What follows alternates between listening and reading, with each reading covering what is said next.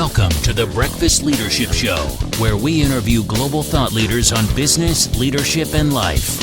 Here's your host, keynote speaker, best-selling author, and chief burnout officer of the Breakfast Leadership Network, Michael Levitt. Welcome back. I've got Jon Ostenson on the line. Jon, how are you?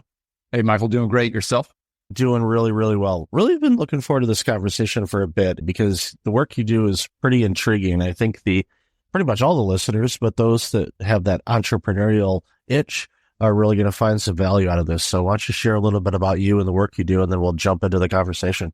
Yeah, well, to kick it back, like so many of your listeners, spent many years in the corporate world and had a good run, but wanted to do something a little more entrepreneurial. I had that desire to step out and build my own empire instead of just someone else's. And that's about 8 years ago, I had the opportunity and really stumbled into franchising.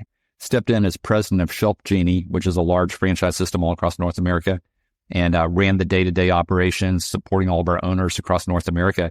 And for me, that was the light bulb moment to this model of franchising where so many people with different backgrounds could step into a new industry for them, take some transferable skill sets with them, and be successful in building their own business. So really fell in love with it. Ended up partnering with the founder. We spun off. We've invested in franchises ourselves on the franchisee side. So I've been and am currently on both sides of the table, but I've got good people running those businesses, and allows me now to spend probably 95% of my time helping other entrepreneurs and investors or wannabe-preneurs, right, get involved in business ownership through franchising. So love getting out there, educating. It's entirely free to work with us. We work with over 600 franchise brands and really helping individuals figure out what are those top opportunities that are available in their market that could be the right fit.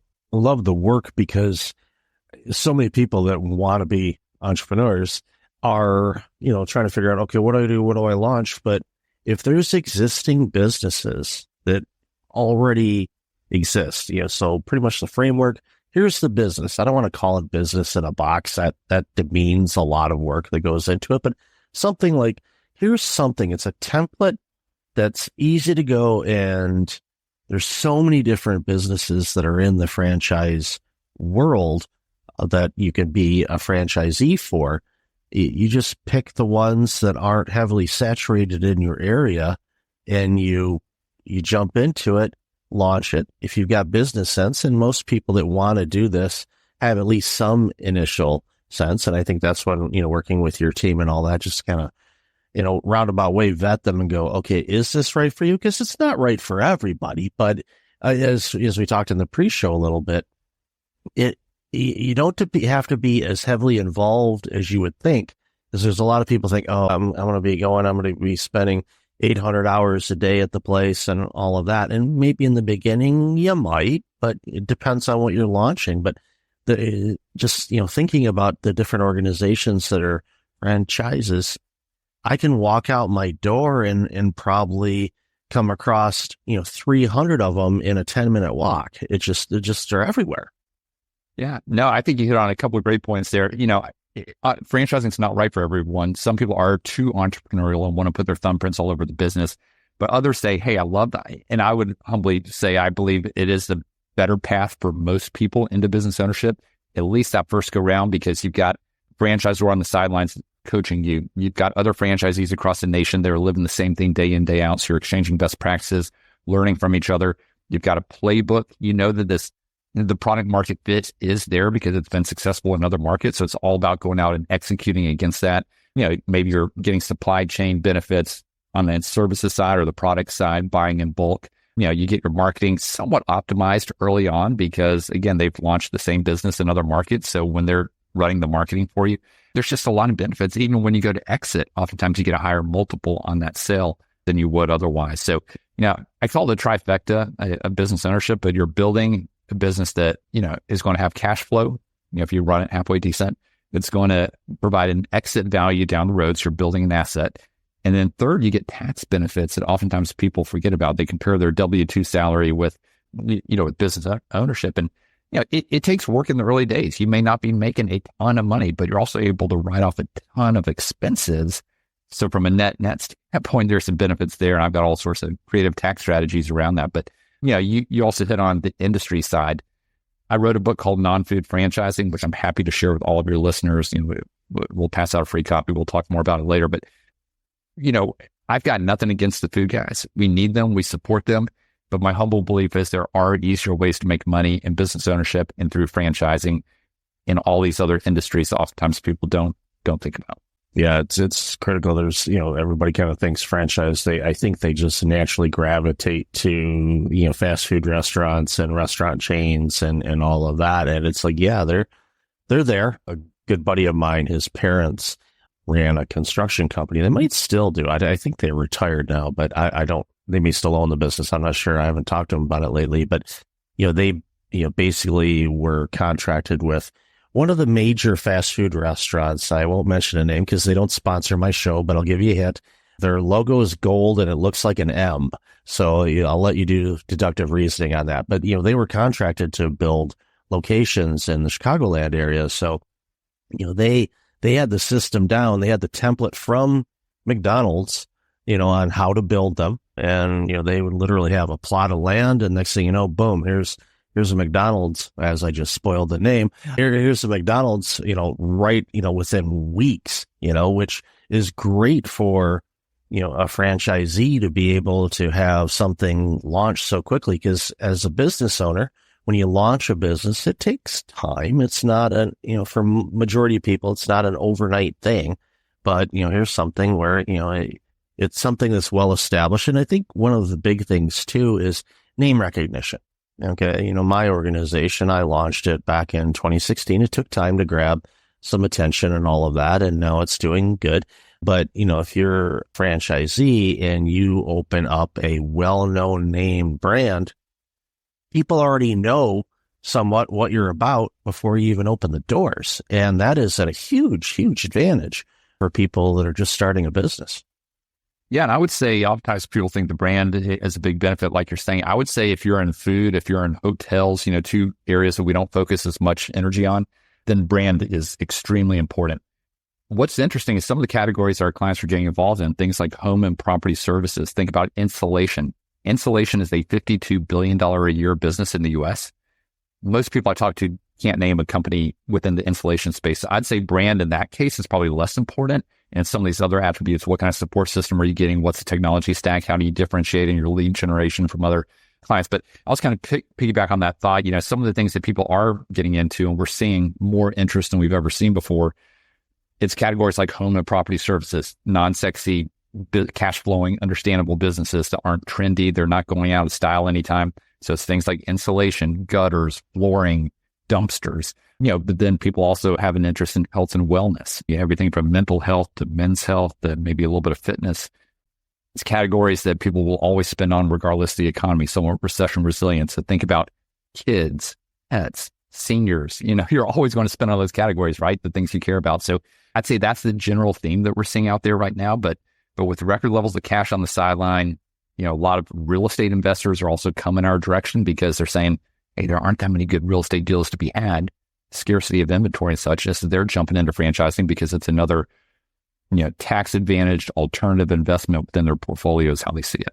Yeah, that's a good thing to do is diversify. And we don't give investment advice on this show, but diversification, I will give you that. That goes a long way. And you had mentioned pets, and a conversation I had last year with an organization that was starting up, and they were starting to branch out a little bit and probably will be looking at some type of a franchisee type of model, I would guess, down the road. But, they were, home-based pet care services. So literally they come up in a Sprinter van and they can, help take care of your dog or cat or other pet, right there outside your home. So you don't have to book an appointment to go get your dog nails cut or a groomer or things like that. They're at your front door. So if your dog doesn't like that type of service, you basically trick them. They're like, where are we going? We're going for a walk. And all of a sudden there's the van, and all of a sudden the dog, puts on the parking brake, and you're trying to drag this boulder and it doesn't want to move. Not that I would know anything about that. It's my dog's in the other room. It's like when 20 pounds becomes 200 pounds is what, if I'm taking him to the groomer, he puts that parking brake on hard, but thankfully I just pick him up and I'm like, all right, well, we'll go this way. That's your appointment's on the 27th, Henry. Don't but yeah, good thing he doesn't know calendars. But again, that's just one service out of countless different things. And I love how you mentioned, a lot of the services are recession proof. It doesn't matter what's going on in the economy. People still need to have certain things done, whether it's insulation or, they need to have their flooring repaired or plumbing or legal or you name it, that all the apps that are out there now, it's like, well, that could be a franchise model as far as coaching or, even, professional development coaching can be a franchise. We see it, there's all kinds of different coaches out there that have basically a franchise system where you get access to all of their resources that they've created over the years and you can, coach on those things. And it shortens the time, from my perspective of building something out because you've got a reservoir of stuff that has been tested and proved. And like you mentioned before too, which is, I think, really important for a lot of entrepreneurs, the phrase solo entrepreneur comes in and it has a couple meanings. One, it's you yourself doing it, but sometimes you feel like you're on an island and you don't have any peers that are also launching a business, which you do, but you don't really have that network. But in a franchisee type of situation, there's a network of people that did the same thing or doing the same thing as you. And to have those mentors available is huge. No, definitely. It allows you to just be cliche here. You're in business for yourself, but not by yourself. And you really are starting on third base because you're not having to reinvent the wheel. And so, that gives a lot of people comfort. And I have a lot of clients that will do what I call franchise stack. That may be where they come back 6 to 12 months after launching their first one and buying another one. Oftentimes they'll buy multiples within that same brand, but oftentimes they're also buying additional brands that may either complement or diversify from that core business. So there's a lot of strategy that can go around this. We touched on this just slightly earlier, but I'd say about half of our clients are owner operators. They're looking to make the jump and run the business themselves, oftentimes with the eye on eventually replacing themselves and putting a manager in place and moving on to the next thing. Then about half of our clients are looking to come in as what we call semi-passive or investor model, where they would, manage the manager, but put a manager in place day one. And, again, I don't want to sugarcoat it. There's still work that goes involved. It's not easy to stand up a business, but when you've got that support structure on the sidelines and you've got a franchisor that can carry a lot of that support water day in, day out in supporting your manager, it takes a lot of the burden off of you as the owner and it makes it doable.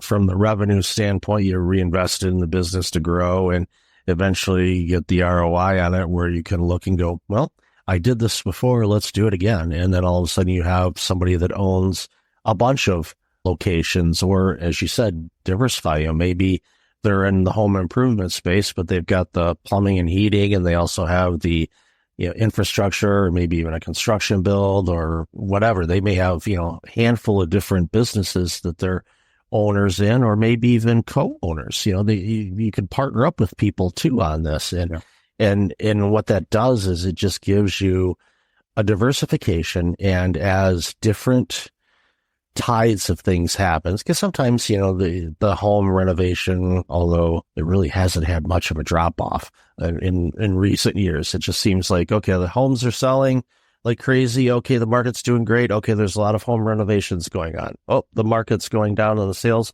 Well, people are renovating because they're not going to move, but they want to improve where they're living. So I'm not trying to say that that's one industry that continues to do well, but it continues to do well. And there's people, there's side businesses from that benefit from that. If you're not one that's crafty and want to, put in your own flooring yourself, there's ways to, look at organizations that are out there. And again, you look at areas that are booming and growing and, all of that. If you're looking for opportunities to launch a business that would benefit from that area, that's a great way to go about it too.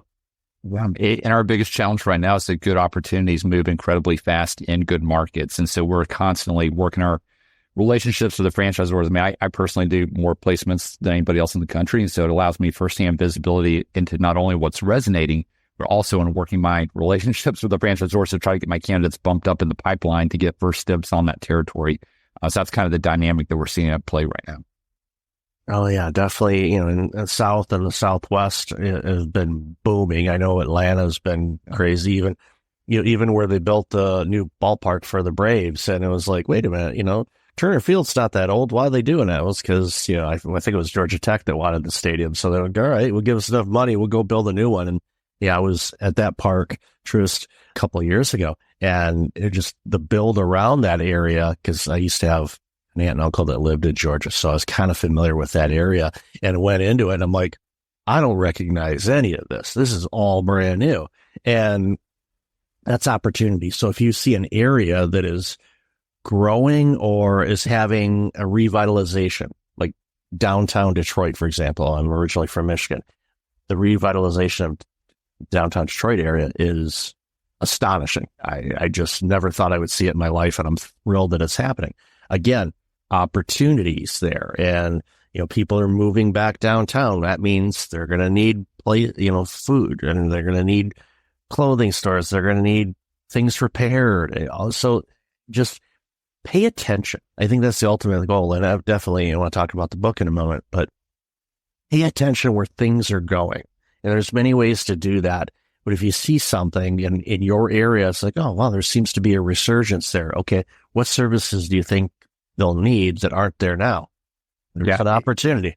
We got the aging population. They call it the silver tsunami. We've been talking about 10,000 people turning 65 every day for, I don't know, probably the past decade. And so now they're in their mid 70s, right? And, that in-home healthcare, I mean, we had 13 clients buy into that last year, into that space. But then we have people keep having babies. And so youth soccer has been one that a lot of our clients have done very well with. And so, it's all these niches, again, that are not top of mind until you see the opportunities in front of you. And then you say, wait a minute, I never thought about this. And we get that feedback from our clients all the time. Probably 90% of them end up purchasing something that was never on their radar, that they'd never considered that industry. And so that's a lot of fun for us, is, to see those light bulb moments take place in real time. Absolutely. So as we wrap up, tell us about the book. And, I always ask authors, why in the world would you give up so much of your existence to write a book? Because it's not something you can do on a weekend. I mean, a PDF book, sure, I've done that, but an actual book, it takes time. So tell us a little bit about the book. A lot of early mornings before the kids would wake up, right? So, really proud of it. It came out about a year and a half ago, non-food franchising. Like I said, happy to share a free digital copy with all of your listeners if they come out to our website, franbridgeconsulting.com. But it's a fairly easy read. I mean, I've packed a lot of great content into about 95 pages. So it's awesome. It's done everything I hoped it would do. All the profits go to a great nonprofit, Hope International, that we support. So it wasn't intended to be a moneymaker, but it was really for educating and, again, waking people up to these opportunities that oftentimes are not on their radar. And so it's been such a blessing. So many of our listeners have, or our clients have listened to it or read it prior to even getting on the phone with me. So it allows us to start on third base in our process, if you will. Yeah, that's a baseball fan. You start on third base, you're going to be playing in October. And that's a beautiful thing, as spring training is wrapping up at the time of this recording. And I'm like itching. It's like, okay, it's almost ready. Let's go another season. And who knows? But, I know the Braves are going to be around for it, and we'll see about other teams as well. But it's always one of my favorite times of year, because especially growing up in the Midwest, it's like, okay, winter's finally going to be ending at some point. Yeah, but it's all good. And we've got the Masters coming up in just a couple of weeks here, which there you go. For us in Georgia, we love that. So. Oh yeah, no, that's an amazing tournament. It's special. It's well, yeah. I mean, there's great tournaments, but there's certain events that are just special. The Masters, Daytona 500, World Series, obviously Super Bowl is another entity in itself, but there's just certain events that happen throughout the year that are just, catch your attention, whether it's the Olympics or anything else. But love this conversation, John. Where can people find out more about you and all this amazing work you're doing? Yeah, come out to our website, franbridgeconsulting.com, FRAN, bridgeconsulting.com. We've got a lot of content out there. Like I said, it's entirely free to work with us. I'm essentially a real estate agent, but for franchises. So we get a referral fee from the franchisor. None of that gets passed on to our clients anyway. So it's a great, clean model. But yeah, would love to engage if you're interested in taking next steps. But if nothing else, I'd say sign up. Just share your email address and we'll get the book over to you, and then we'll go from there. Awesome. I'll definitely have that in the show notes. So John, thank you again for your work and all this amazing stuff that you're doing. Appreciate your time today. Enjoyed it. Thanks so much, Mike. Thanks for listening to the Breakfast Leadership Show, part of the Breakfast Leadership Network. Visit breakfastleadership.com for tips on empowering your business and your life.